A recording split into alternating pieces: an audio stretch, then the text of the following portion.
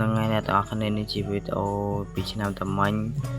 នៅសាលាវិទ្យាល័យមិត្តភាពខ្មែរជប៉ុនសាមគ្គីមានជ័យបានរៀបចំកម្មវិធីសង្ក្រាន្តឆ្នាំចាស់ផ្លាស់ឆ្នាំថ្មីធ្វើនៅវិទ្យាល័យមិត្តភាពខ្មែរជប៉ុនសាមគ្គីមានជ័យខេត្តកំពង់ឆ្នាំងយើងនឹងបងប្អូនហើយថ្ងៃនោះមាន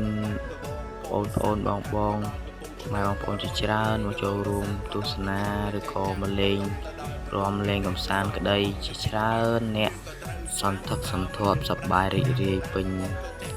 សាលាអ្នកទាំងគ្នាមកបងប្អូនទាំងអស់គ្នាត្រៀមខ្លួនហើយនៅចិត្តដល់ទៀតហើយណា